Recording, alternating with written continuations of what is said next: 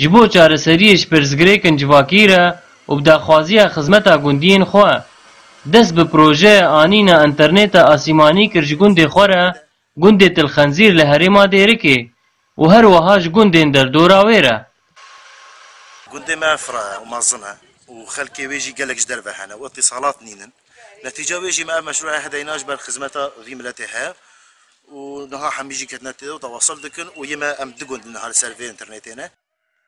Ji encama rewşa lawaz li Sûriyê gelek welatiyên wê derketin ji derveyê welat û ji aliyekî dîve xizmeta peywendiyê a fermî bi tevahî li herêmên Kurdî û gelek herêmên dî li Sûriyê hatiye birîn ji nêzîkî 3 salan ve û ev jî bû pirsgirêkeke mezin.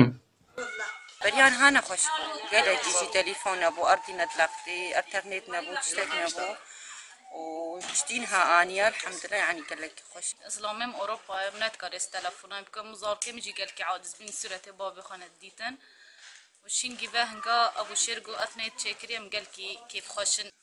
Kevîsa internetê gel xweş e û carê nebû bes nû gundê me de we dere heye em ser mobaylê xwe kevîn em pê ehlê xwe re ştexelî pê va hevalê xwe çûyî ji derve re ştexelîn. Berî niha gundiya heger xwestiba peywendiyê bi kes û hevalên xwe re bikin gereke çûban bajarê Dêrikeyê dûr. Lê belê niha internêt di malê wan de ye. Gelekî xweş bûye em dikarin tewasılê hevalê xwe re bikin, ehlê xwe ji derve yani gelekî xweş bû.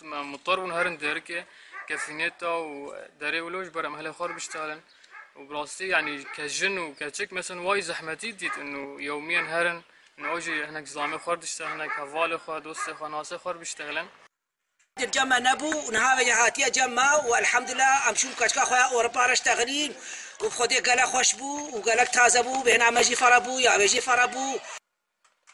محمد مراد got ez jî wek welatî min xwest bi vê projeyê ez xizmetê bikim û ne bes ji bo havêla wê ya aborî.